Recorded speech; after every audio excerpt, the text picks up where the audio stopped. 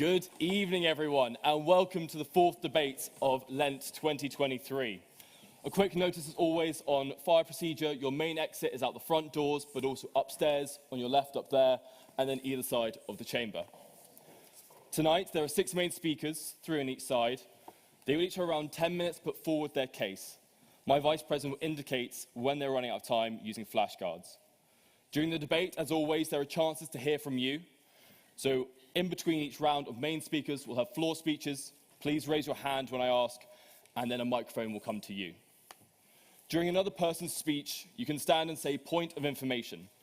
It is then up to the speaker whether they accept it or not. If they do not, then I ask you, please let them continue. But if they do accept, then you can make your point. So, let us turn to the motion at hand. Tonight, we ask the age-old question, would you rather be a sinner or a saint? Our first speaker this evening is Philip Altair. Philip is a second-year undergraduate student reading history and politics at Peterhouse College. They won the right to speak through open audition. Philip, the floor is yours.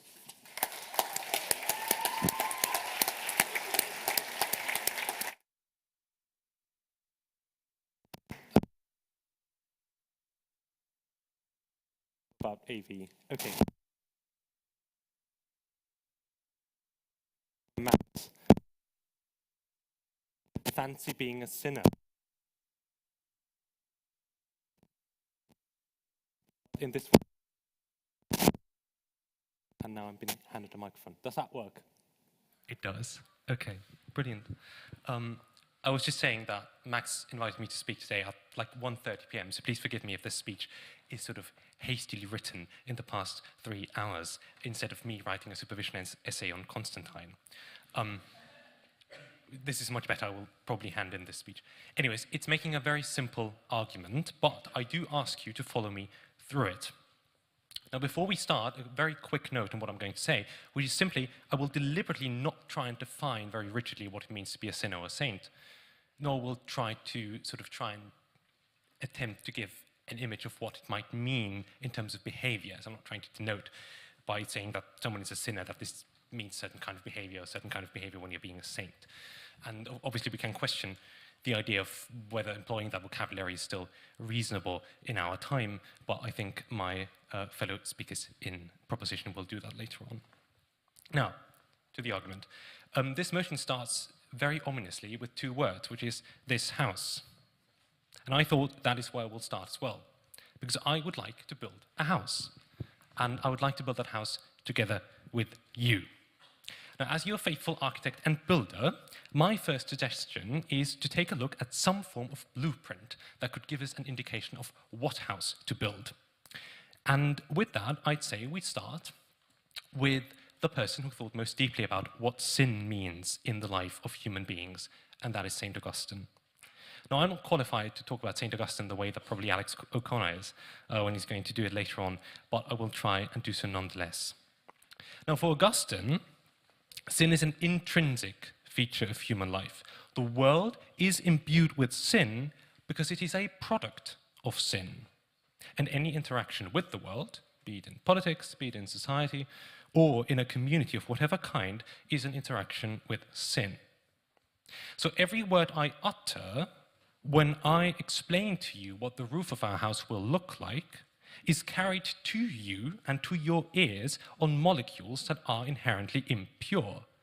Every brick I hand you to lay the foundation is dragged down by the weight of its corporeal existence, in fact by the weight of our corporeal existence, that is, by the weight of sin. Can I get through the first page of my speech? Raise it later on if you still like to say something. I'll come back to it maybe. Now, the weight makes building that house a very tedious affair, right? It strains our bodies until they hurt, but we continue constructing because we have to complete the house for the simple reason that we have to live somewhere. Now, even so, we cannot deny the fact that it is an impure endeavor. What's more, not only is it impure, but we already know that the house we are building won't satisfy us. After all, the only reason why we're building it is because of necessity. The house that we really want is unattainable. It is in fact perfect and therefore unattainable. Now, we can say that because we do have an idea of what our perfect house looks like. And the people speaking in opposition have a very good idea of what that house looks like. We know it as well because we traced its outline and its foundations whenever we sat down to rest after carrying the bricks and mortar to the building site of our imperfect house. And the house we are building is imperfect because our existence is imperfect, Augustine would say. It is an instance of sin because it has fallen out of a divine order. So being a saint means reflecting a perfect order. But for now, we are far from being saints. We're just sinners, or we might say we are imperfect beings. Now, at last, the house is finished. It's done. But just now, as we were setting down the final brick, we cut ourselves on the palm of our hands. Unfortunate, but it happens. But at least we have a house to move into. Now, this could provide us with some relief from the heaviness that we have felt as we were engaging with work out in the world. But life does not get better inside the house. Go ahead.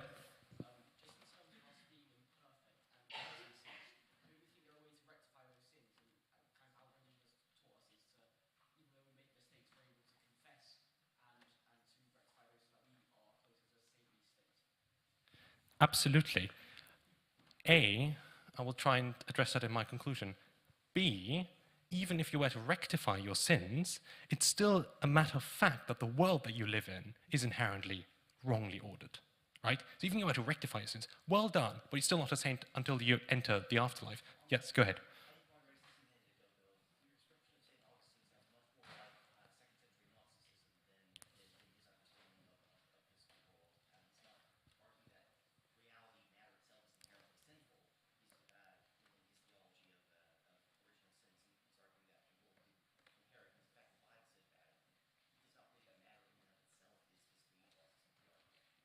Okay, you have a very much more sophisticated understanding of St. Augustine than I do, and I very much accept that.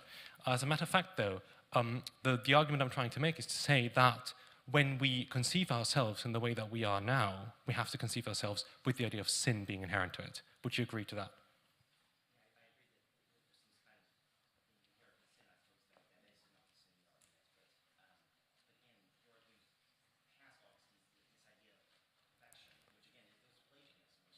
Yeah. Absolutely. Okay, I don't think we can engage in a debate. It does go to Platonism, which speaks to the idea of a perfect order that we've fallen out of, doesn't it? Okay, we can't do it. I'm very sorry. Sorry about that. Let's meet up in the bar afterwards and talk about it. Absolutely. Now, I would say that life in our house does not get better once we enter it, because imperfectly as we are, we continue to act imperfectly. So we make mistakes when we go out in public. Yes, we might remedy that, but it nonetheless happens. It's part of ourselves. And we will be entangled in the schemings of whatever friends and acquaintances we might invite into our house to let them admire whatever we've built currently. And even when we decide to withdraw into the tranquility of our own home, we will be reminded of our imperfection, by hearing or reading of the suffering of humans, their evil doings, or simply the tragedies of this world. So at some point then, when not even our home can protect us from the overbearing burden of this world, we will have to recognize that we are a race of imperfectly ordered, fallible, and unnatural human beings. Everything about us seems wrong. Our only hope is hoping for exactly what the opposition is arguing, that is sainthood, perfect order, and perfect tranquility. We can only hope to awake from this nightmare sooner rather than later and emerge in what Augustine would say is our true nature, that is to say, being a saint and a citizen of the heavenly city of God. But for now, unfortunately, we are still in that house that we've just built, and we're staring at the walls until they suddenly start to change a bit and move around and transform. And the walls shift until we find ourselves in a medieval lecture theatre, surrounded by an enormous crowd of students eagerly listening to what some guy has to say on the teachings of an old man whose name has long been forgotten, a guy called Aristotle. Now, our presence in that lecture theatre already feels much different than our presence on the building site. It feels light, not heavy, and it feels natural, because we are, by nature, meant to enter the lecture hall, to listen, to study, and then to apply what we've learnt. We are after that meant to go out into public and do as our nature commands. Live an active, live a good life. And once we're done for the day, we might just return to the home that we've just built for ourselves, which is still standing, by the way. Now, remember that we cut ourselves when we constructed our house early on. When you take a brief look at the palm of your hands, you will find that the wound is still there. As it seems, this then, Aristotle that is only a different version of our original nightmare. And his scholastic interpreters are just another one of 1,000 faces trying to explain away the miseries of our life. But they try to explain away the miseries of our life and of the world that we live in. Yes, we do remain imperfect beings, but it is in our nature to be. Aristotle's arguments restore value to human life, to the world that surrounds us, to the insights it reveals, and to the monuments humans erect during their brief existence on Earth. Our lives, oh good God, certainly not. Our lives remain imperfectly ordered, but in that imperfection, they are rightly ordered. Our lives are valuable. Our existence is not a falling out of order, but a valid and sound order in itself. Here, being wrong means being right, and this is a contradiction, but being a human being means being a contradiction. Now I ask you, what is closer to your reality? What is closer to who or what you are, or who or what you would like to be in the future? Is it otherworldly perfection, or living a good life here on Earth? Now, our house is not divided any longer, but it is not the Garden Eden either. Rather, it is a fully human creation which we can see, touch, use, and inhabit for the sake of living our lives well. In it, we discover that the revelations of Aristotle enable us to shake off the corrupting weight of Augustinian sin and of a world imbued by it. The result is not unfulfilled yearning for sainthood, but a recognition of the fact that our human existence here on Earth has inherent value, despite it not being perfect and not being ordered. We will make mistakes. We will hear of crimes and tragedies. We will be drawn into immoral schemings or find ourselves facing a choice of two evils and not of good or bad. But what a saint might refer to as a sin, as an expression of the sinful imperfection inherent to us, we as humans would simply call living a life. These things will happen, I am aware. They must happen if we seek to live a meaningful life, whatever that means to you. I'm not saying that I know what that means. I generally do not. That is what Augustine and the neo-Aristotelians might actually agree on. They agree that in practice and in theory, it is hard to be a saint when you maintain a social life, when you engage in politics, or when you become part of the community that surrounds you. It is hard to be a saint even when we meet to debate here tonight. And even more so when we go to the bar afterwards, to have a drink, to chat, laugh, and worry about precisely that world which any saint in its blinding perfection would want us to disregard. So at some point tonight, we will all collectively leave this building, and David here would have liked me to sit down long ago. David here will later on also lock up this chamber. The staff at the Orator will close the bar. Our guests will be on their way to a hotel or back home. And we will all return to that very house, that very home that we've just constructed together. Because that is where we are meant to return to, not out of necessity, but due to our nature. I'm sorry, these are my last two lines, but thank you. Sorry, Sal. Apologies. Importantly in all of this, and by not answering this point of information, I'm part of this. Importantly in all of this, none of us will have achieved anything close to perfection, and that is to say anything close to sainthood. And the reason for that is very simple. It is very hard to be a saint when you're also meant to be human.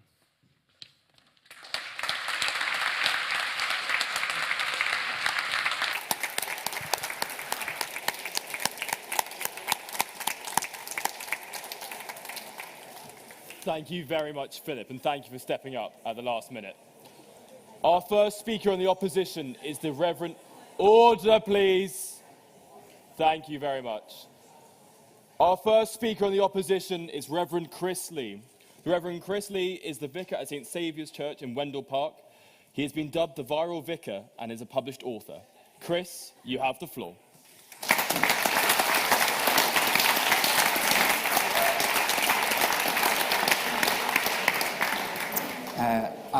I'm working. Whoa! That was the angels singing. Firstly, thank you so much for having me. It's a real privilege, it's an honor to be here. I actually came here, though I feel like I snuck into Cambridge through the church door. I was training for the priesthood and I was matriculated into Queen's. Whoop. And while I was here, I met my wife. She was at Downing. Yeah, I know, sweet. Classic theological student. My younger sister came here as well. She's 10 years my junior, and she went to Girton. No comment. Anyway, I'm going to give you a little bit of family history. I've got an identical twin brother as well named Charles, who is in the army. He's a commando. And when I was here training, and Victoria, my younger sister, was here, Charles came up to visit me, and Victoria got her first boyfriend. And so Charles and I met, and we were like, let's invite them to lunch. And Victoria, my younger sister, and her boyfriend walks in, and my brother, army man, stands up. We both stand up, look at this guy in the face, and my brother says, I'm in the army, he's in the church. That means I can kill you and he can bury you. It didn't last very long, but it's interesting, and I start with that because looking at my brother and me, sometimes as an identical twin, one in the church, one in the army, often people would be like, oh, the sinner and the saint. And but if you look a little bit closer, there's a different story that goes on. He went to Sandhurst while I went to Tanzania to be a missionary, and Sandhurst's motto, serve to lead. Christ said, I came to serve and not to be served. When you think about this concept of the sinner and the saint and this notion that we're looking at tonight, I wonder what your picture is. What is your picture of a saint? What is your picture of a sinner? And it's interesting to me to think that sin and being a sinner and this kind of language has taken on sometimes in our culture a cool mantle. And it's a little bit sexy. It's a little bit against the man, fight the man. And, you know, if you walk into Boots or any kind of cosmetic store these days, which I did, you will find companies naming their products really interesting names, which they think will help sell their products. And I found a few that I wanted to read to you today. So this is in Boots, Lust Minerals, an Australian beauty brand. Naughty Products, which is a lipstick brand. Kink and Kisses, Spank. After Sex, Nail Polish, Fetish Freak. And the Devil 2 love stick, there's names here, Red Devil, Blue Devil, Dirty Devil, Crafty Devil, Data Devil, and I'm sure we all know the chocolates called Temptations, which we all love. Yeah, that's really great, but no, not yet. Some of you may know or you may not know the band called The Streets. I'm a bit older than you guys, but Mike Skinner back in the day did an album called Original Pirate Material, which is a seminal album, and you should listen to it. But he has a song, not on that album, but another one, called Heaven for the Weather. And he sings this line, I want to go to heaven for the weather, but hell for the company. And my point is not somehow to shame these brands and shame these this use of language, but just to illustrate that language and the culture around these things paints its own picture, and it's often fun and appealing. And there is another side as well, which is, your worst nightmare might be a Christian with a guitar. It's like, oh, save me. Or the idea of Christians like sandal wearing, socks, singing Kumbaya, or Shine Jesus Shine. But I will go to bat for Shine Jesus Shine. It is a great song. I love singing it. It's a good one. But the truth is, real saints are amazing, and the world actually does honor them and look to them. Mother Teresa of Calcutta, who you'll know, went to the poorest of the poor in India, served people there. Martin Luther King, a pastor, had a prophetic dream about the civil rights movement in America and eventually predicted a black president. Or one of my own favorites is Francis of Assisi. I'm a third order Franciscan. And Francis gave up a life of wealth, and he was this man about town, and everyone liked him, and he went partying. He was a great guy. And then he just gave all that up, moved out, and he served a leper colony. And he would preach to anyone that he could meet, even the animals. And you often see St. Francis bird baths around the place. And there are, of course, many other saints and wonderful people who live sacrificial lives. Some of them you may know, and some of them you won't. But these saints, they weren't perfect either. Lots of issues went on in their lives. They would not say that they lived perfect lives. I mean, one funny story, if I may talk to you about, is St. Francis. Once in the middle of the night in Assisi, St. Francis started ringing the church bell, and all the city gathered quickly into the town square, because that was usually the call to arms, that there's an invading army or some news of great import. And when the people got there, tired in the middle of the night, they were looking around, what happened? And Francis leans out of the church tower and he goes, "Have you seen the moon? It's so beautiful tonight. Look at it." And everyone was like, "Oh, for goodness sake, Francis, go back to bed." So these people were a bit annoying at times, a bit weird. Imagine if someone rang the bell, the fire alarm at your halls, and you're just really tired, and you get up and you've got an exam the next day, and they're like, "Look at the stars." You're just going to be like, "Come on, dude." These people, these were sinners still. And this is the point, that we're all sinners. But sainthood comes to those who firstly recognize their sin, and that's part of tonight. And this qualification, if you like, to be a saint is to recognize your sin. In fact, the stronger the sainthood, it often seemed, the more understanding was that person of their sin, of their brokenness. I was lucky enough to visit a Carthusian monastery a couple of weeks ago. And these are amazing men who have a vow of silence and solitude. They're hermits who live in community. They spend 16 hours a day by themselves alone. They don't really talk or speak. They speak once a week to each other. They have about 4 hours sleep in the night, and the rest is gathered in prayer. And if you just imagine what that's like, 16 hours a day in silence by yourself, and then 4 hours of sleep, and the rest is prayer. They live a crazy, radical life. And one of the young Carthusian monks, I heard a story, he said, when you first join, what you're met with is a mirror of yourself, and you just sit in front of it. You have to stare at yourself and be with yourself for hours every single day, and you cannot get away from the brokenness and the sense of sin that you have. And that might feel a bit morbid. But what defines Carthusians, if you ever are lucky enough to meet one, is they are full of joy. They have a glint in their eye, and they shine with a radiance of love and beauty. Sorry, I kind of get the hint. I'm not taking them. But they shine with this beauty. And each of us, we get it wrong. And I think if you are honest with yourself in the quietness of your own halls of residence or wherever you sit, you may, in those moments of quiet, recognize, you know what, there's something wrong. Something deep that is just off in me or in the world. And you may recognize a level of fullness, but I think there is another whisper. And if you go deeper still, you'll hear a whisper which says, "I love you. Come home." And I think that is the major difference. The saint says yes to that whisper of love. Says, "I'll come home." And receiving that love changes their way. So I want to be someone who lives a life recognizing my true self, which is both broken and beautiful. And that is why I disagree with this notion, because I would rather be a saint than a sinner. For the saint recognizes that they are a sinner and then recognizes that they are loved. And with that love, changes them, and they end up changing the world. Thank you very much.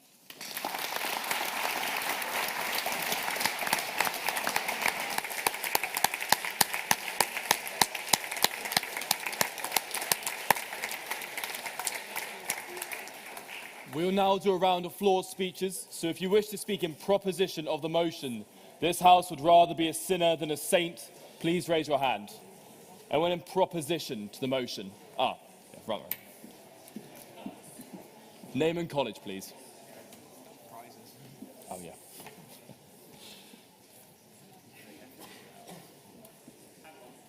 I've made a mistake, everyone. I wanted to speak for the opposition. So Do it. I'll Go relinquish for that. Let's fine? do up, yeah. Yeah, so, as we see, we all make mistakes. Sorry, my name is Toby, and I go to Corpus Christi. I'd just like to invite us all, or specifically those of us considering voting for the proposition, I'd like us to consider who are the people that we want to be friends with? Who are the people that we want around us? Because it's all well and good saying, I want to live my life liberated from morality. But I think, as Chris has brilliantly established, there are no saints. Well, there are saints. There are two types of sinners. The first type of sinner admits their moral failings. They know that they need forgiveness, and they come to the God who loves them so much that he literally died on a cross to offer them that forgiveness. They know that they have failed, and because they want to reciprocate the love of the God who's made up for that failure, they live out a life of humility, of servitude to others, and of selflessness. Do we want that type of sinner to be the person that we have around us? Or do we want the other type of sinner to be the person that we have around us? The one who can't admit that they need forgiveness. The one who serves only themselves and will maybe serve others if it's convenient for them. I know which type of person I want around me, and I know the type of person I want to be. So I just hope that we all have the humility tonight to admit that we need forgiveness, and because that is essentially the first step to saintliness. Thank you, everyone.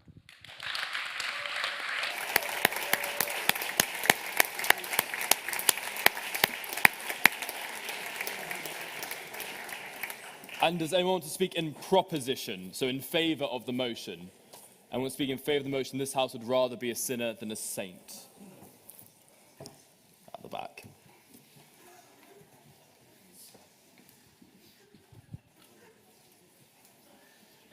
I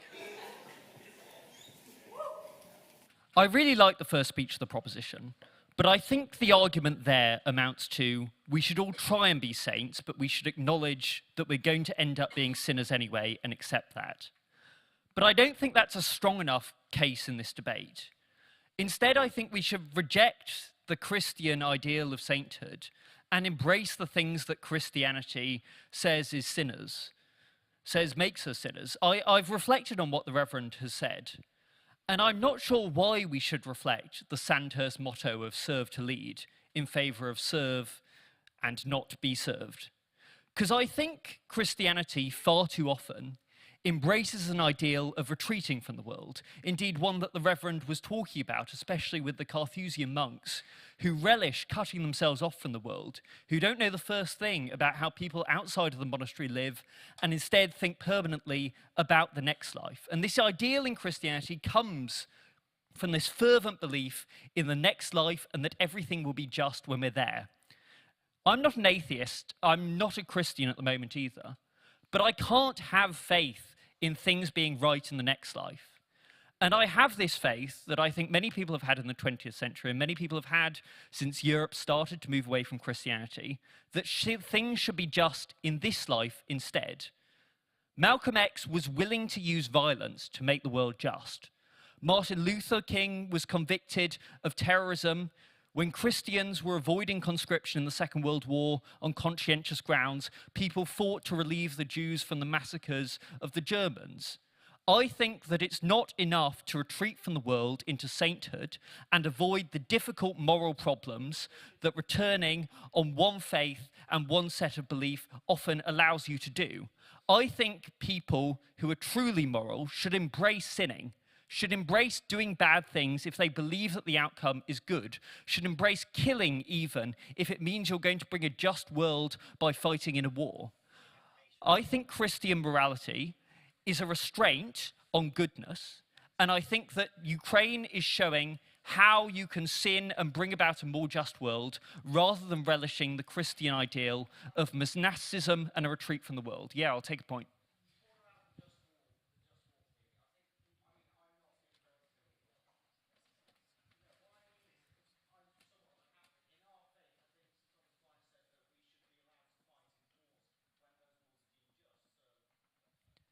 I mean, Christian just war theorists were against the Second World War before it started.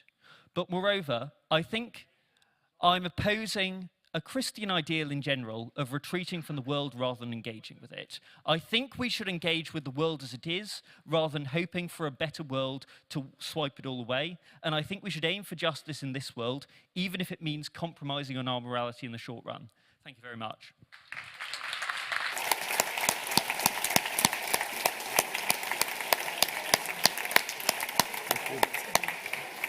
And does anyone want to speak in abstention of the motion at the very back?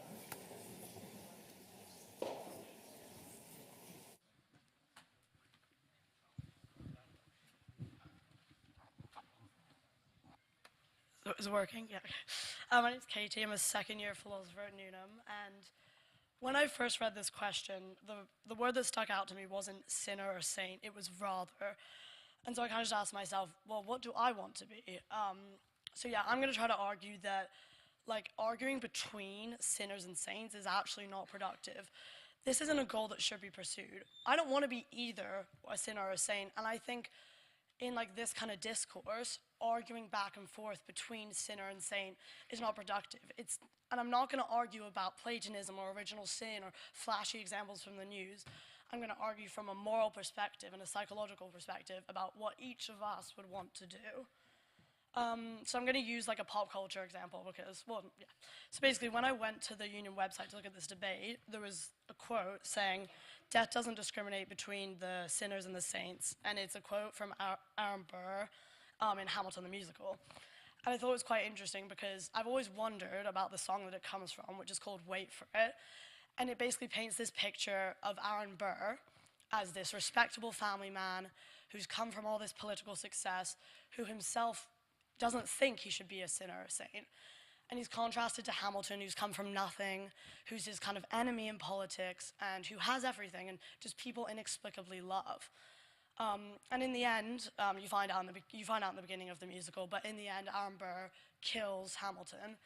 And so it's always been a bit confusing to me why he was given this character arc to ultimately kill him and leave him with his wife and his kids. But yeah, and so to go wider than that, there's this paper by Susan Wolf called Moral Saints, and she wrote it to argue against the traditional distinction between utilitarianism and Kantianism, and she makes the rational saint and the loving saint, and she makes this distinction between, someone who like tries to be perfect and someone who tries to be rational and like kind of quantify what could be good. Maybe the war in Ukraine, well, if we quantify this, if we use this bit of just war theory, and she says that like, this is missing the point.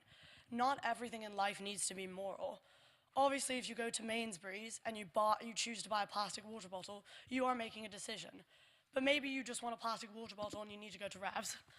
And I think that to kind of like use this distinction to justify really broad arguments and really... Yeah, go ahead.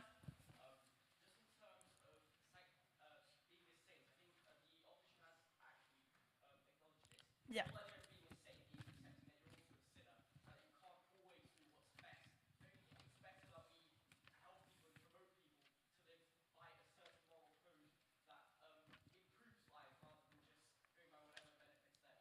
So in the paper, she defines moral saint as someone who is morally as good as possible and morally worthy as can be.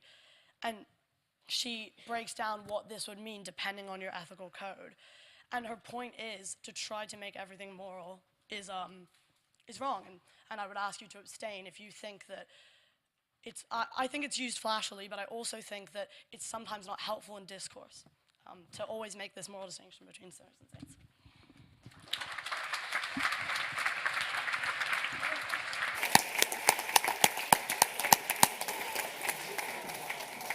We now turn to our second speaker for the proposition, Jasmine Glynn. Jasmine is an MPhil student reading education at Clare Hall College. They won the right to speak through open audition. Jasmine, the floor is yours.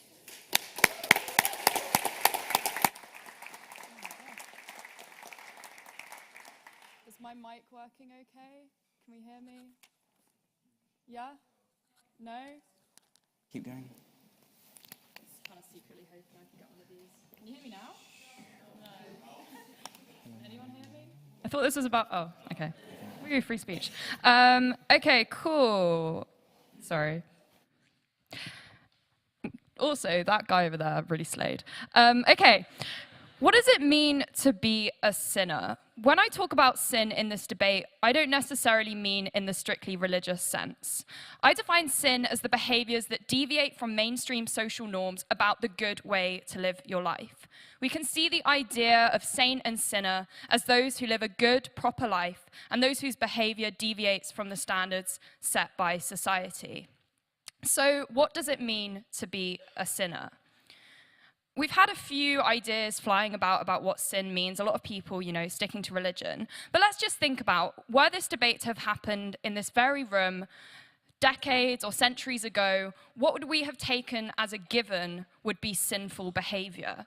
Because I think some of the mainstream ideas, and some of these persist in the UK and abroad as well, of what behavior is sinful, is things like premarital sex, things like female sexuality, homosexuality, abortion, and so forth. Should we have aspired back then, if we were having that debate, to avoid this sinful behavior if these were the definitions of sin? Now, how might we imagine our conception of sin to change in the future? Who knows how ideas that we currently think are inherently morally bad are going to evolve over time? We can already see movements with things like drugs. We have increased legalization of drugs, more and more studies about the value of drugs in treating like depression and anxiety. We see things like sex work. Prostitution is often seen as like an inherent sin, but there's lots of movements to recognize sex work for what it is and give protection to sex workers. What point am I trying to make here? Look, the idea of sin is constantly changing. The goalposts of what is sinful behavior are always being moved by society. Side note here, it's not just society that's moving them. It's the people engaging in sinful behavior who are creating social movements which change what behavior is considered morally good in society. But look, more often than not, if we look back on history and what has historically been considered sinful, the sinners have arguably been on the right side of history. And if these people were to aspire to saintliness in their time, if they were to aspire to avoid this sin, well then they would have lived a life in shame and deprived themselves of their true wants, their identity, a good way to live their life. I'll take you in a second.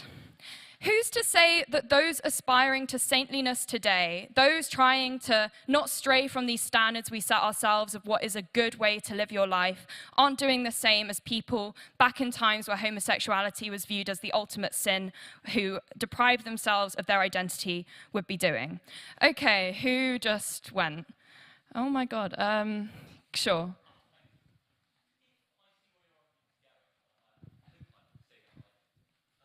Might surprise you.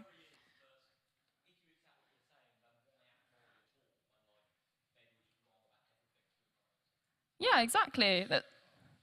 Yeah. I will get on to the murder part of the argument soon. But I think, yeah, we should be able to live our lives by our own moral compasses. That's the kind of point that I'm going to be making, and I'll kind of flesh that out more. But yeah, exactly. I think the thing with these ideas of sin and saint is that it's someone else's doctrine that you're following. And I think that hopefully we're all kind of somewhat inherently good people, and we can do good things without being told by some church or social standards that we should be acting in a certain way. Okay, what is the rest of my speech going to look like? I'll give a little bit of rebuttal to what we've heard so far, and then I'm going to talk about the harms of aspiring to be a saint and why we should all embrace being a sinner. So, rebuttal. And if you follow my definition of sin, you can probably already think of a few issues that I have with what's been said so far. Because we've had a lot of stuff about you've got to acknowledge that you have sinned, but then you've got to beg for forgiveness. If the sin that you have done is just being gay, and then we're going out and saying, oh, go beg for forgiveness for that, no, don't fucking do that. Be gay. Do whatever the fuck you want. Have sex. I don't care. And I think there's just these ideas of oh, we're all broken, we're all sinners, but if we just aspire to acknowledge that and then we can be saints, I don't fucking care. Let's just honestly reject that. No, I'll take one later. We had this idea of like, oh, this, society thinks it's sexy to be sinful. Maybe that's a little bit problematic. I enjoyed hearing the different names that you read out. And what I've written here is that this is really just like a reaction against this very like hegemonic positioning of religion in Western society. We see that with a lot of like queer artists at the moment, Lil Nas X. They are actively leaning into this like sinful idea because these sins have been used to like historically oppress queer people and women. Was that everything else I was saying? Yeah, sure. Okay, the harms of aspiring to be a saint. So like I kind of said earlier, I think to aspire to be a saint is to live life by someone else's notion of what is right, what is a good way to live your life. And sin has been used as a tool of oppression. It's been used to regulate people's lives, of saying these are the things that you should avoid doing if you want to be a good person. And like I said, it's particularly impacted minorities when it's things like who you can have sex with, when you can have sex, all of these things. And it's used this idea of shame as a tool of power, that you should feel ashamed of yourself if you engage in any behavior that is seen as deviant from the doctrine of how we should live our life. Sure. So I'm guessing you'd say that oppressing people is sinful, right? I mean, that's a bad thing to do, but as in the proposition, you're saying that you'd rather be a sinner than a saint? You're trying to trip me up, trying to hoist me by my own petard. No, I just think people should live their lives how they want to live them. And, there's a lot of bad people out there. I'll get onto this. The point that I'm going to make, I had too much wine before this, is that the point I'm going to make is that bad things happen on both sides of the house, right? If people are aspiring to be saints, they're going to end up doing bad things anyway. The difference is if you're constantly trying to avoid this idea of sin, then you're constantly ashamed of yourself. And I think on our side, we get a world which is more free, where people don't have to feel ashamed of what they're doing. That kind of responds to it. And yeah, this idea of sin also ignores context. If we say something like stealing is inherently a sin, but you're stealing a loaf of bread because you can't afford to feed your family, like in Les Miserables, it ignores any context. We shouldn't have such a black and white world. We should be able to sort of regulate morality how we see fit and think of ourselves and what we're doing as moral actors and decide for ourselves without thinking of the teachings of some society or church or whatever it is. No, I'm going to stop taking those because you're throwing me off. Okay. And my point, so the harms of aspiring to be a saint. And I say that aspiring to saintliness causes harm at two levels, an individual level and a societal level. At an individual level, if you're constantly aspiring to avoid these sins that you've been told doing this is sinful, even if you really want to, you shouldn't, like masturbation or whatever, you're going to self-loathe, right? You're going to hate yourself, and this tool of shame is working on you. And that's if you engage in it. The alternative is if you'll just be depriving yourself of things that may make you happy, may make life worth living. And like I said, we don't know how the concept of what behavior is considered sinful is going to evolve. So why should we feel shamed for something that maybe in the future people aren't going to see as a sin? And then at a societal level, this culture of shame and taboo, this idea that, we want to be seen as a good society, we want to be seen as something, as a society where everyone is acting in a saintly way, all that does is causes harm by pushing things underground. If we think about something like the porn industry, one of the reasons it's so fucked up is that this sex has been very taboo for a very long time. And then when these industries developed, they were developing often outside of the realms of government, and there were no protections in place for the people who really need to be protected by in these industries. These are very violent, oppressive, and things like that, or the drug trade as well. Yeah, and that's because of society aspiring to be this sort of saintly ideal of we're living a perfect life and all of that. Okay, finally, why we should all embrace being a sinner. The alternative to trying to avoid these things that have been dictated to you as sinful. It's just living life by your own moral compass. Dip into sin whenever you want. Prioritize what you want to do, pleasure, whatever. Reject the very concept of sin and live life how you want to. Be a sinner in this paradigm that we have. And I kind of agree with the girl over there that, yeah, we should maybe not dichotomize it like this. But I'm in a debate speaking this, so this is what I'm doing. What about things like murder? Surely people need some moral guidance. Aren't you just encouraging us all to be bad people? Some of you may be crying out in your not little minds. We're all at Cambridge. Look, bad things are going to happen on either side of the debate, like I said. I think it's better for people who are engaging in things that may be outdated notions of sin to not feel ashamed for being who they are. I think on aggregate, we gain more by embracing sin, by feeling happy about the way we're living our lives, by not feeling this shame. We have a much more positive society when everyone feels that way. And this guy over there was saying about oh, you don't want your friends to be sinners. Pretty fun people can be sinners, fun people. No, please conclude. There we go. Look, my job today is to convince you that the world is a better place when we all reject the idea of aspiring to be a saint and we embrace sin. I hope I've done that. I think I've shown that aspiring to be a saint causes harm at a societal and an individual level, and it's a little bit fun to embrace sin. So to live in a world where people can look back upon their lives without shame and self-hatred for being their authentic selves, vote proposition. Come on, indulge yourselves a little.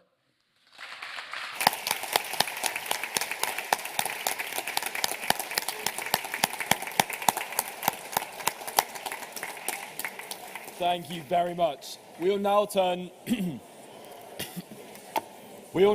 to our second speaker on the opposition. Order! Thank you very much. We'll now turn to our second speaker in opposition, Alex O'Connor. Alex is the founder of the YouTube channel Cosmic Skeptic, which has over 500,000 subscribers. He is dedicated to presenting philosophical ideas and debates about religion and morality in an accessible manner, and graduated with a degree in theology and philosophy from the other place. Alex, you have the floor.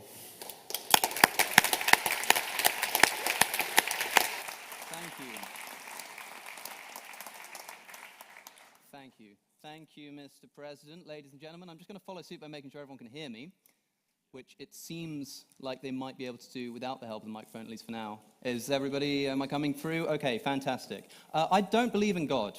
I don't believe that sin exists, at least in the way that my respected oratory companions this evening might do. Indeed, I agree with the proposition on the main point that there is essentially, ultimately speaking, no otherworldly or eternal consequence for our actions, and there's no obvious reason why we shouldn't be able to do essentially whatever we want all of the time. Despite studying for a degree in Oxford in theology, I am an atheist. So what am I doing here? And I mean, on this side of the house, not in Cambridge, although I have been asking myself that too. Billy Joel once sang the following: "They say there's a heaven for those who will wait. Some say it's better, some say it ain't. I'd rather laugh with the sinners than cry with the saints. The sinners are much more fun." The reason I'm here tonight is to dispel this impulse towards self-destruction, this ethos that fun, by which we normally mean something like hedonism, ought to be the principal factor in determining how we live our lives. I think this leads not only to moral decline, but also just to a general reduction in welfare as we sacrifice long-term prosperity for short-term indulgence in the name of preserving our freedom against a repressive tradition of self-restraint. Notice, ladies and gentlemen, the recent revival in the popularity of restraint, of discipline, of self-help on YouTube, of the astonishing demand for these kinds of things. Notice that as society has abandoned the concept of the sacred and profane, and people have begun to realize that they essentially can get away with doing anything they want any time, as much as their pleasures dictate, we find ourselves in the midst of a crisis of meaning in which people are starving for a deeper fulfillment than engaging in Billy Joel's fun for the rest of your life can possibly provide. I said I agree with the proposition that there's no obvious reason not to follow your immediate desires wherever they lead you, and that there's no otherworldly consequence. This does not mean that there is no non-obvious reason, and it does not mean that there is no worldly consequence. As an atheist, I nonetheless have to offer an account of not only what sin is, but also explain its prevalence amongst the human species. Everywhere we look on planet Earth, we invariably find that humans develop some kind of religious sensibility, which Emile Durkheim famously reduced to the concept of the sacred and profane, a good characterization of saintliness and sin. This must serve some purpose to us, otherwise it wouldn't be so ubiquitous. So what might be an atheistic account of sin? Well, certain behaviors have immediate evolutionary, or I should say negative effects on our survival prospects and our welfare. If I put my hand into a boiling kettle or some kind of water, I don't need to reason myself into taking it back out again. The harm is immediate. Some harms are less obvious and take more time to ferment. These are the long-term harms of hedonism. It takes years for someone who enjoys being lazy to realize that maybe they could have done with a bit more discipline in their life. For someone who treats sex like it's nothing, to realize that in the long term this might actually have an effect on your ability to form meaningful relationships, just one of which is worth a lifetime of casual encounters. A person who is prideful, which C.S. Lewis described as the essential vice, a spiritual cancer, can go for years successfully until one single mistake transforms their false confidence into severe embarrassment.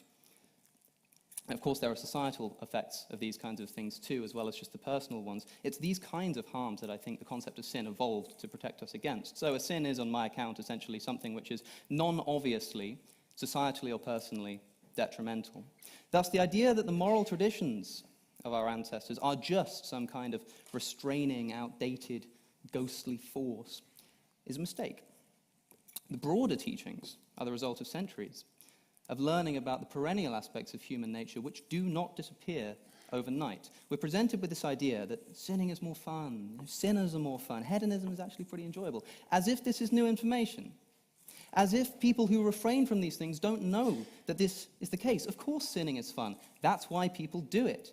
Saints are not people who don't want to sin. If they didn't, then their not sinning wouldn't be commendable in the first place. Nobody needs to be talked into hedonism. The expedience of this is self-evident. It's a much harder task to convince people to ignore these compulsions and exercise restraint. How come then, whenever somebody engages on a journey of self-improvement, they cry out for a solution to hedonism, not more of it? This is not new. Often people describe a modern materialistic society, and sure, thanks to our hyper-online capitalism, materialism is far more accessible and attainable than it ever has been in the past. But that's not to say that it's any more desirable than it always has been throughout all of human history. And the results are in on this age-old experiment. Hedonism does not work. The history of philosophy paints a life of indulgence and pleasure as anathema to a life of meaning. And this was discovered just as painfully by the ancients as it is by the modern skinny fat teenager with an addiction to pornography. Non-sinners in this context are people who practice restraint against short-term indulgence for the sake of long-term prosperity. Now, in a religious context, this long-term prosperity is heaven, or union with God. I don't believe in such things, of course. But I do believe in earthly prosperity, and I do not believe that it is found at the bottom of the chalice of hedonism. What the religious claim is the authority of God, I say, is really something like the collective authority of the long history of humanity collated into scriptural and moral tradition. This is whose authority we're following. We've heard that, we're always following someone else's ethics. It's not just coming from my small mind, it's coming from the collective mind of the history of humanity. Should we be able to just decide for ourselves our ethics? Fine, it sounds good in principle, but be careful with that.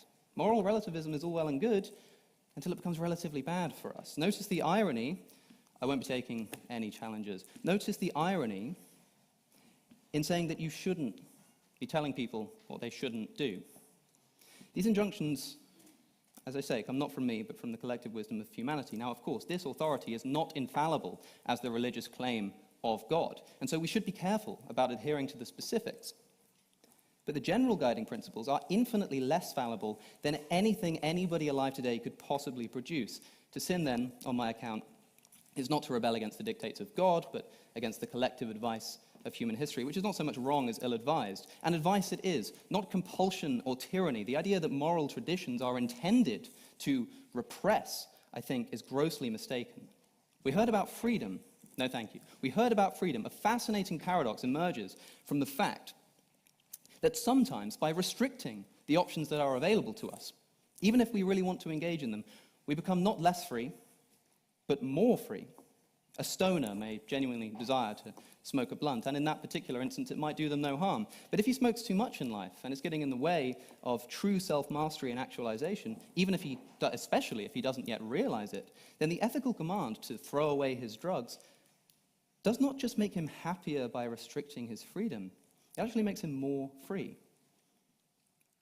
In the Gospel of Luke, Jesus himself implies that sin is ultimately, or to not sin, I should say, is ultimately about our own self-interest. He tells his followers, when someone invites you to a wedding feast, do not take the place of honor. For a person more distinguished than you may have been invited. If so, the host who invited both of you will come and say to you, give this person your seat. Then, humiliated, you will have to take the least important place. But when you are invited, take the lowest place, so that when your host comes, he will say to you, friend, move up to a better place, so that you will be honored in the presence of all the other guests. For those who exalt themselves will be humbled, and those who humble themselves will be exalted. What are we being told here? We're told to be humble because it will ultimately be better for us. I was told to sit there, by the way. The 7 deadly sins of Roman Catholic tradition: greed, envy, gluttony, pride, wrath, sloth, lust. These sins are not sins because they somehow offend an omnipotent being, as if that were even possible, or because humans are too free and in need of some kind of repression, but because these things themselves, whilst attractive in the short term, almost always, lead us to long-term ruin. Would I rather be a sinner? Maybe in the short term. Maybe, this love letter to hedonism that we've just heard it sounds attractive on the surface, but try living this for a while and see where it gets us. And presumably there are some sins that you'd rather not be responsible for, that you'd rather say, I'd not be that kind of sinner. I'd ask where, and more precisely, I guess, how we would draw that line. Earlier I spoke of putting my hand in boiling water. Hedonism is more like being that frog in the pot that's slowly being turned up in its temperature towards boiling, unnoticeably. The frog sees no immediate reason to jump out. In fact, he may even wish to stay there, since it feels like a nice bath. But a command to leave it immediately, on the advice of other frogs who've made that mistake in the past, though perceived by that frog as a restraint on his freedom, preventing something he'd much rather be doing, is in fact a desperate attempt to prevent him from, in the long term, getting irrevocably burned. I advise that we do not throw out this advice so casually, nor certainly celebrate its loss of cultural force. Thank you.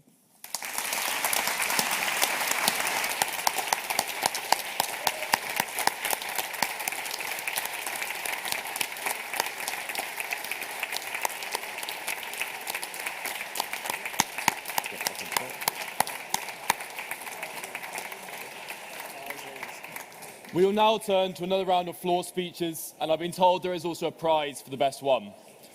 So if anyone wants to speak in proposition of the motion, this house would rather be a sinner than a saint. Over there.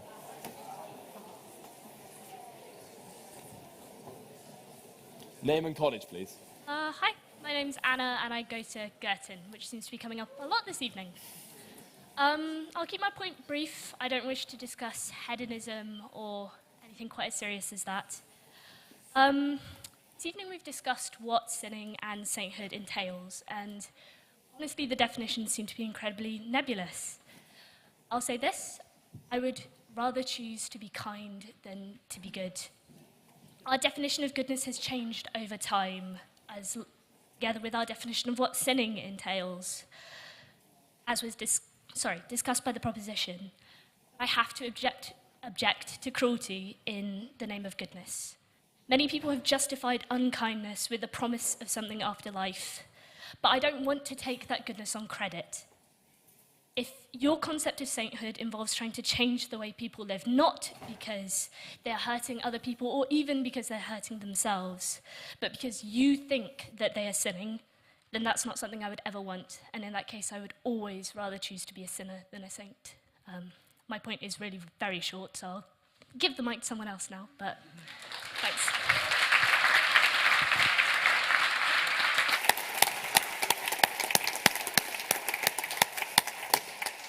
And does anyone want to speak in opposition of the motion? Red jumper at the back.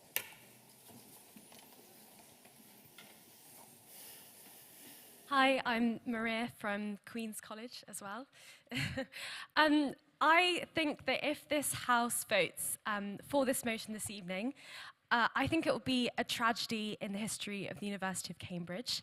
I think that the notions of saint and sinner ultimately rest on the belief that God exists. Now, I'm not trying to persuade you that God exists. That's not what the motion is about this evening. But the motion suggests that actually, if God did exist, would you rather be a sinner or a saint?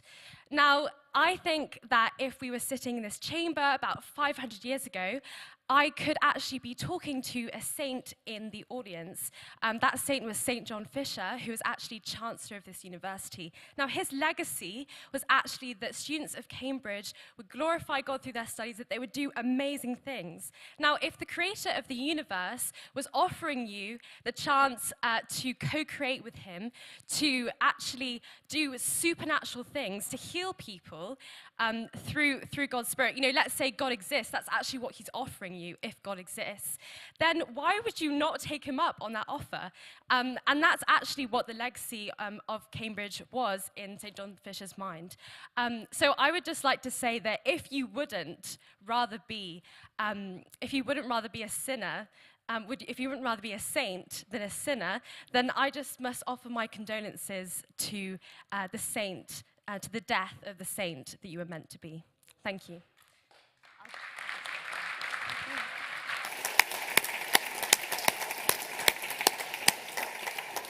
And does anyone speak in abstention of the motion? That was quick. Yeah. Front. Thanks. I'm Helena. I'm from Jesus College. So, yeah, hard to follow Cosmic Skeptic, but the reason I rise, sorry, Alex, the reason I rise is because I actually do believe I am on the side of the House in terms of abstention, because this debate is essentially about morality codes, the morality code of the Church, or the Catholic Church, the one that has all the sinners, and the saints. And I believe that morality codes are in religion actually drawn from normal secular life, not the other way around. And I live my life according to a moral code, for sure. I don't condone killing. But there are also many things that I simply don't think are immoral. Being gay, being trans, having sex, actually no, enjoying sex, having an abortion, using contraception. None of these things I think are moral. I don't think they're immoral. I think they're just things. And I don't feel like being a saint is something that I really aspire to. But at the same time, I don't want to be a sinner. There is this sexy vibe that Chris was talking about. But I'd rather not be told that my sexuality is sin, or that my abortion is murder, or that my pleasure is damnation. I'd just rather it be my thing. So these are behaviors that are neither saintly nor sinful. And if you would like to live your life free from the moral codes of the Catholic Church in our secular nation, then I urge you to vote in abstention and not to be a sinner nor to be a saint.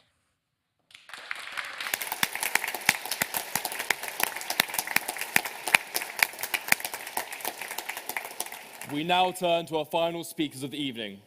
Our final speaker on proposition is Jenny Radcliffe. Jenny is a world-renowned social engineer hired to bypass security systems through a mixture of psychology and con-artistry. She's the author of the book People Hacker, in which she recounts her experiences as a burglar-for-hire. Jenny, you have the floor.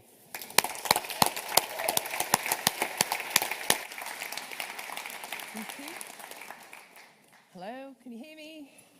We do this again, this stands. Oh, you can hear me now. First of all, thank you for inviting me. You lot are lively.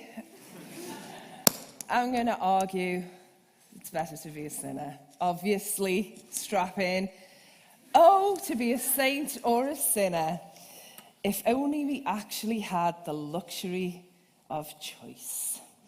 Tonight, I will argue that every one of us has the capacity for both.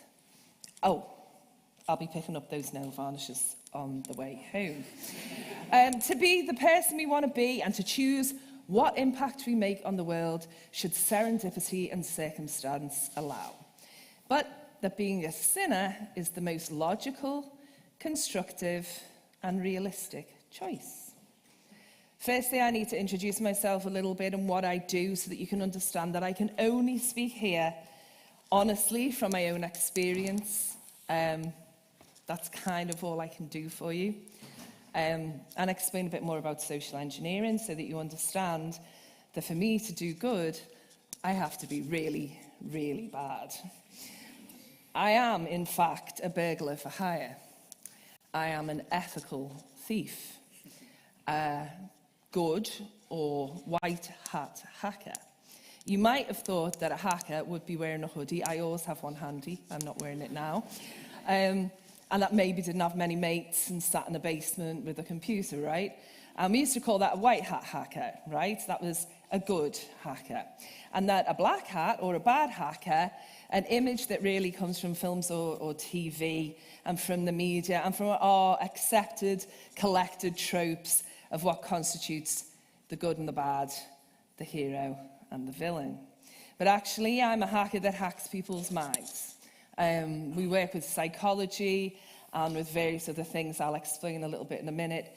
My actual title, if I was to give you the proper security term, is that I'm a physical penetration tester. Now, right, if an old lady on a train says, "What you do for a living?" I've started to say, "I do training, ma'am," because I do not want to have to explain that to old ladies on trains because they don't really get the thing. But what it essentially is security consultancy in order to demonstrate the art of the possible through simulated criminal heists. It's a bit like Ocean's 11, but not nearly as good looking, and we get it wrong a lot of the time. But I construct with my team cons and attacks, scams and hustles. I am professional, but I am a con artist. And my work and the work of people like me is important and increasingly necessary. To take just a single statistic, romance scams alone are reported to have cost the UK 300 million last year. And they're just the ones that are reported. We are at epidemic status in terms of these crimes, cyber-enabled and beyond. We are very busy. If only I had time to stare into a mirror all day, that would be so cool. Not that I'm saying that they're doing the wrong thing, with massive respect to the reverend here. You do you, boo. But if any of you want to actually help, that would be cool. Women especially were underrepresented in the industry. What you need to understand is these hacks, these breaches that you hear about are not particularly technical. They're blended, right? Most of them are enabled by human error, mistake, or one of those sins, greed being particularly a motivator. All of the things that you hear, we have our own lexicon in the community. You'll hear of phishing and smishing, and we've even got a new one with the QR codes, quishing, which is disgusting. All of those enabled by human error or manipulation. I have two specialisms, the psychology of all of that and physical pen testing, which is we are hired by clients to break into their buildings to show them what real criminals actually do. Everything from climbing across roofs in Canary Wharf to placing a sign on a door for people who obey the rules because they'll obey it, saying, "Please, do not shut this door." And so they leave it open and we go in and we rinse them. We just do. And it's, real sinners that are doing this, as in real criminals. Everything from the hacker in the hoodie, more technical people, to organised crime, to state-sponsored terrorism. All of these attacks actually fund what actually is a sin, a crime, and really hurts people in the world. We also use those sins, the psychology, if you like, greed, So an email, you know, a job. I'm a headhunter, I've seen you. Do you want to work with supermodels on Tuesdays for £1 million? Are you interested? Click on the link. They're always interested, by the way. It's too good to be true, but no one cares, right? The supermodel does not want to date you, right? That's a scam, just heads up if nobody, all these brains in this room didn't realise. We use the sins, we use the flaws, we use all those characteristics of human nature, creating scripts to try and fool people into clicking. How about this one? How many people would you imagine fell for this one? 4 o'clock on a Friday. Caffeine is banned in the building, right? None of you are allowed any caffeine. Caffeine products are banned. Click on the link in your anger, should you object. So, here's the thing. We're all with hacking. All of us have lives online. Your phone is your life, and so much of you on it, the access to it is enough to dismantle you. That's without the information you voluntarily pose online. Thanks, champ, but no. Our fears, our causes, our interests, our friends, everything capitalises on human condition, on our flaws and mistakes. The criminals use it, and so do we. We're in it to help, but we have to play dirty occasionally, and that does not make me popular or, in fact, a saint. No, thank you. We hack, we fish, we scam, we research, we profile and bamboozle. We con, we hustle, we deceive. We rob our clients at their request. They pay us to do it, they pay us well. I only rob you if you pay me, and then you learn. That's a harsh lesson, and it stings. Here's the thing, though. I can't do this job without thinking like a criminal. It wouldn't work. Me and my team are good because we channel the sins. We channel and use what is bad because it is useful. And I had to learn to do it, and it is an education. Discipline? Don't talk to me about discipline. I have breakfast opposite a Matisse that is not secure to that wall. Don't you tell me about discipline. I am a reluctant good person. I do the bad things in order to prevent worse things happening down the line. It's better that we show you how you're vulnerable in order to stop that happening for real in the world. There are no black hat or white hat hackers. Not really. We're all essentially 50 shades of grey, and that in itself is of use. And yeah, you know what? It does feel good to be bad. I'm just going to be honest. We've got a great soundtrack. It is, in fact, cool. And for those of you thinking you'd like to try it, I will say this. It's all fun and games until you fall off a roof. Fundamentally, we must accept sinner status because the sinners enable the saints. I would go further and offer that without sinners, the saints would have no direction, no motivation, no real purpose, would be boring and be fundamentally unremarkable. Sinners, no thank you, sinners provide saints with their motivation, their raison d'etre, their identity, their passion. We create you, we inspire you, we make you look good. The sinner is the reason that saints exist. You're welcome. Of course, in terms of the humans, it is never the case that a person is entirely one or the other. We all must face the reality that monsters actually do exist. Evil can walk amongst us, and unfortunately, occasionally it prevails. There are times when faith in human nature is tested to the maximum by cruelty and violence and extreme examples, which make it hard to be optimistic, to have faith in the future and in each other. Sometimes when we look at the news or are challenged by experience or read about humanity as a whole and humans as individuals and what we are capable of, it seems to me that to be playful with the terms saint and sinner is puerile. It makes light of the darkness in the world and should be dismissed as at best ineffective and at worst damaging and distracting from the seriousness. However, beyond those extreme examples, it is clearly the truth that not only are we all both saints and sinners, but that sometimes encouraging the sinner within can be a force for good in the world. Messy, complicated, subjective in many ways, but a force for good just the same. I literally have a devil and an angel on my shoulder, a tattoo. My devil horns say, trust me, above them, and you shouldn't. But there's also that feather. I am something of a fallen angel, but I did manage to grab one thing as I fell. We're not saints or sinners in truth. It's never that clear. We're all just human. We're flawed, and by admitting those flaws, embracing them even, we might stand a chance at redemption. No angels, no devils, just us, the humans, on the raggedy edge. Everything else is decoration. Thank you.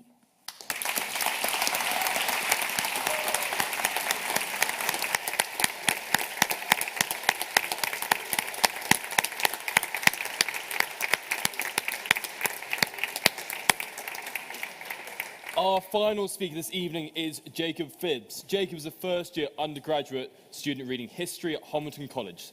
They won the right to speak through open audition. Jacob, the floor is yours.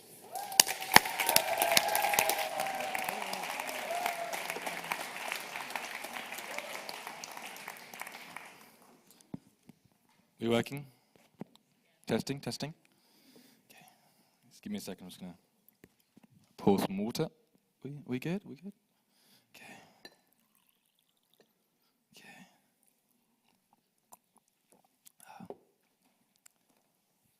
We all listening? Not too late? Okay, brilliant. Oh, my phone's my jacket. That's all right. See, I've already committed a sin. Oh dear. Okay, so I want to thank you for that wonderful argument. It was really well put. We agree on a lot of stuff, which is really great. I'm quite surprised to hear. So thank you for that. And I just wanted to address a couple of things been mentioned in the chamber at the moment. So I'm not really sure what all this is about most Christians don't do anything. I think it's just a minority that sit in a room and look at a mirror. I mean, I don't think you do that on a regular. I certainly don't. I mean, for goodness sake, they're monks. That's the whole point. I mean, the Gospels are literally about Jesus going around and doing things. He wasn't just doing charity work, he was literally performing miracles. So I don't know where you got that idea from. And the evidence of Christian doing things today, I mean, he was a missionary. He literally went to Tanzania, so I don't know where that argument came from. Anyway, I shall begin my speech. Thank you all for coming. So good evening. I'm here to tell you this evening that, contrary to the motion, these two identities are not separate. See, we do agree. The terms saint and sinner are intertwined. You cannot have one without the other. But first, I'm going to define these two terms. So, from the biblical understanding, a saint is a Christian. A saint is someone who has put their faith in Jesus Christ and has decided to follow him. When Paul the Apostle writes to saints in Rome or Ephesus, he is not writing to a small group of Christians better than all the rest because of special miracles they performed. No, he's writing to all Christians in those cities. I understand that the term works slightly different under Roman Catholic doctrine, but seeing as we're living in a Protestant country, for the purposes of this debate, I will define it as I've said. No, thank you. The word, let me do my definitions and we can chat later, or at the bar, if maybe. This word sin comes from the Hebrew katar. A direct translation is to miss the mark or to fail. Thus, as we agree, again, to be a sinner is to be a failure, to get things wrong, and to make mistakes. That being said, I myself am a sinner. I get things wrong, and I make mistakes. I am human. It is a part of who I am. Again, we agree. Whether you believe in a positive or negative assessment of human nature, you all know that we as a species are capable of doing wrong. I mean, for goodness sake, we voted in Boris Johnson. According to the poll I took, well, actually, I didn't take a poll, but 25 people in this room said that they saw themselves as sinners. I'm pretty sure there's more of you. What if I told you today that that would no longer have to be the case? The fact you commit wrongdoing would no longer need to be a part of your identity. You could be a saint. Now, being a saint does not necessarily mean you no longer do wrong. It certainly does not mean you are perfect and now have a pretty halo hovering above your head. In fact, it means that you acknowledge that you do make mistakes. Again, we agree that you do fail, that you do things wrong, whatever code of ethics you abide by. Becoming a saint means that you commit yourself to a life where you are free of those restrictive definitions. Though you may fail and do wrong, no thank you, becoming a saint means that those actions no longer have any power over you. Yes. I think for a lot of people, becoming a saint would mean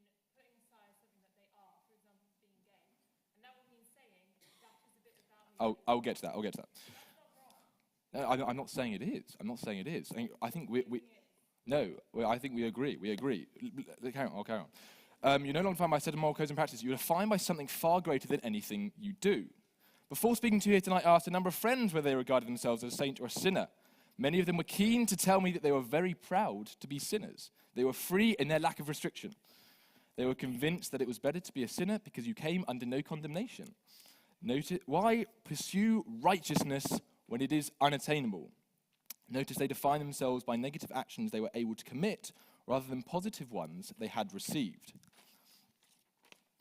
I'm here to tell you today that if you decide to become a saint, you're immediately made righteous, not by the good of your actions, but by what you have accepted into your heart. But why is this better, you ask? Becoming a saint does mean you put new boundaries on your life. I'm not going to lie to you. It does. It means you put new restrictions. Yep.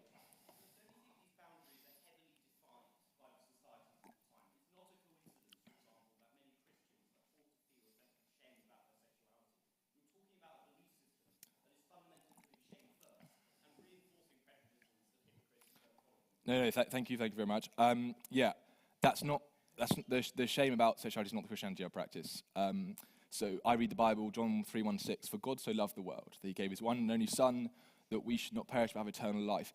What do I notice about that? It says God so loved the world. It says God so loved the world. God did not just so love the heterosexuals. God did not so love only the people that he called. God so loved the world. He loved everyone, homosexuals, whatever. No, thank you, I've just answered it. But why is this better, you ask? Becoming a saint does not mean you put, where was I? It does mean you put new restrictions in your life. I'm here to tell you today that becoming a saint leads to a freedom found nowhere else. Think of a football game without rules. What is stopping one player from using his hands or from tying another to a goalpost? Football is not the beautiful game without rules and guidelines. When those rules and guidelines are abused, England miss out on a World Cup final. Sin, or missing the mark and failing, can sometimes have dire consequences. When I told my dad that the turkey meatballs he had cooked me looked horrible, he got up, took my plate, and threw it into the garden. We can all agree that my actions were wrong, and that his reaction was a direct result of what I had said. Getting things wrong does hurt, and it does have consequences. But being a saint means that you are forgiven for those mistakes. Being a saint means you are free because you are forgiven. It does not matter how many times you fail or do things wrong, because once you are a forgiven saint, your actions no longer define who you are. I'm not saying that your actions no longer have consequences. Becoming a saint does not change what failure or doing or making mistakes are.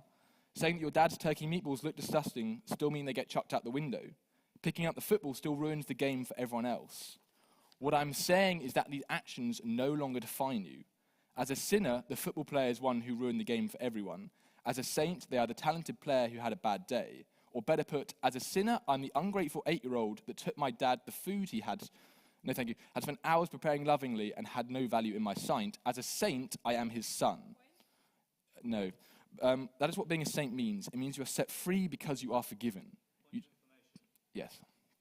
What if I reject the people that are forgiving me? You know, I look at the institutional guidelines that are set out by your church, that say to be forgiven, you must go to church on Sunday and repent. What if I reject the people? You look at the Archbishop of Canterbury, who says he's not going to bless same-sex marriages. I reject those people.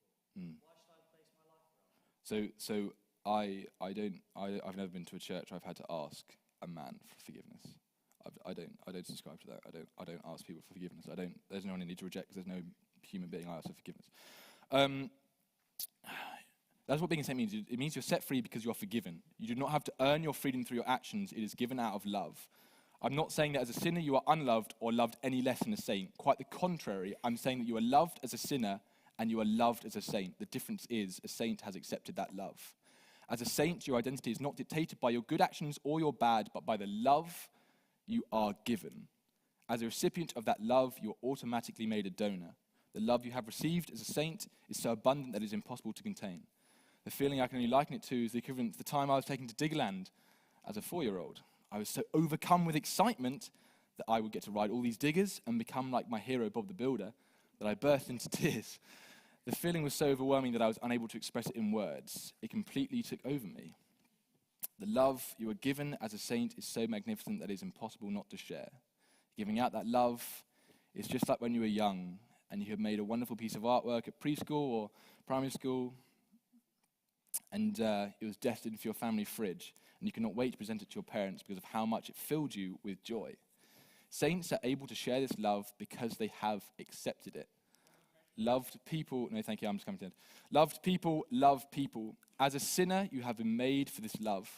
The natural progression is to receive it and become a saint. The identities are not separate, but two parts of a whole. You cannot be a saint without first being a sinner. The question then begs to be asked, how do you become a saint? Well, 25 of people in this room are already there. It is admitting that you make mistakes and do get things wrong.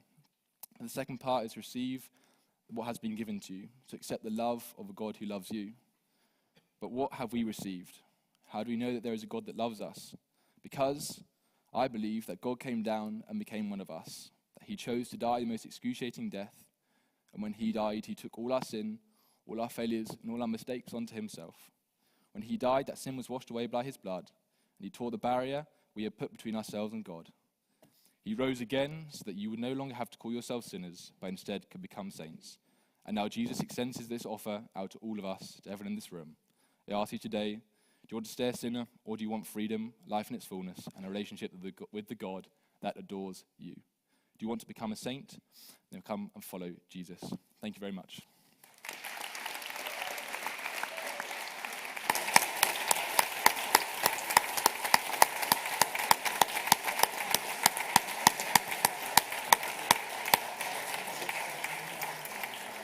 Thank you very much. There are a few notices before we vote. Tomorrow on Friday, we have Max Brandt, who topically is one of the world's greatest art forgers, and he'll be coming to show us how he did it. This weekend, there's also a chocolate festival where you guys can come have free chocolate here. And next week, we welcome the Vietnamese and Palestinian ambassadors and have a members' debate in the library. But before we vote, can we thank all of our speakers one last time?